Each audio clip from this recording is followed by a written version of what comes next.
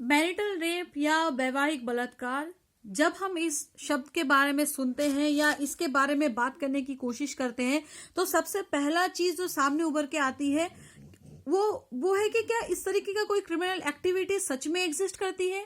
क्या ये इंडिया में एग्जिस्ट करती है या पूरे वर्ल्ड में एग्जिस्ट करती है, या इसके लिए कोई सजा मुहैया कराया गया है, क्या ये मतलब ये पेनलाइज कराया गया है।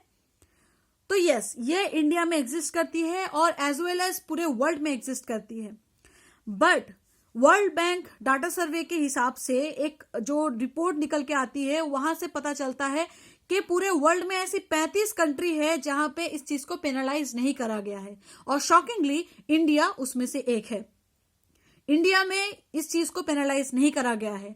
जब 2014 या 13 के करीब इसके ऊपर केसेस फाइल होने लगी, पिटिशन फाइल होने लगी, तो हमारे माननीय हाई कोर्ट्स, कुछ हाई कोर्ट्स हैं और माननीय सुप्रीम कोर्ट से ये राय निकल के आया, वहां से ये जजमेंट निकल के आया कि अगर इसको पेनलाइज करा जाता है तो 498 के तहत जैसे वुमेन्स अपने हस्बैंड्स के ऊपर बहुत सारे फॉल्स केसेस दायर करती हैं, वैसे भी मतलब वैसे ही इसके ऊपर भी फॉल्स केसेस दायर हो सकती हैं।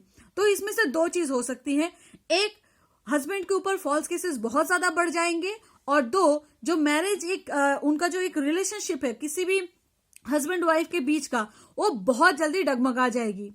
लेकिन मजे की बात यह है कि अगर हमारे अंदर से ही हर फैमिली के बीच में से ये हो रही है तो ये आज तक सामने क्यों नहीं आती है। कहीं ना कहीं इसमें हमारा भी दोष है। हम खुद इस चीज को बढ़ावा देते हैं, हम इसके खिलाफ आवाज नहीं उठाते। हम ये सोचते हैं कि हमारे पति परमेश्वर है और वो जो बोलते हैं हमें वो करना चाहिए, क्योंकि उनके पास वो ये सोचते हैं कि उनके पास शादी कर लिया तो उनके पास ये मतलब राइट आ जाता है कि वो अपने वाइफ के साथ कुछ भी करे।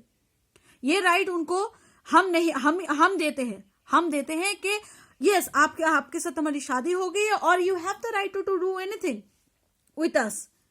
बहुत पढ़े लिखे घर में, बहुत एजुकेटेड फैमिली में, बहुत क्या बोलूं, जहां पे हम लोग सोच भी नहीं सकते कि इस तरीके का कोई चीज हो सकता है, ऐसी भी बहुत सारी फैमिली में ये चीजें सामने आती हैं। हम तो इलिटरेट घर की बात पे छोड़ ही देते हैं, वहां पे तो होते ही होते हैं और एजुकेटेड फैमिली में भी ये होती है, लेकिन हम चुप रहते हैं। हम इसके बारे में कोई बात नहीं करते, हम इसके बारे में कोई बात करना पसंद तक नहीं करते। कोई अगर इसके बारे में बात करता है तो हम उसको बोलते हैं कि बातें मत करा करो इसके बारे में। वाई, क्यों नहीं बात करेंगे? अगर हम इसको पेनलाइज नहीं कर सकते हैं तो एटलीस्ट मोरली इसको स्टॉप कर सकते हैं, मोरली इस चीज को बंद करवा सकते हैं।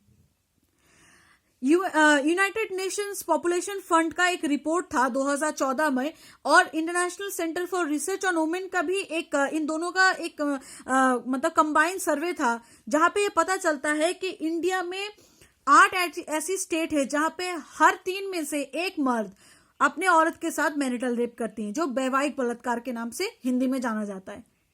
ये चीज होती है।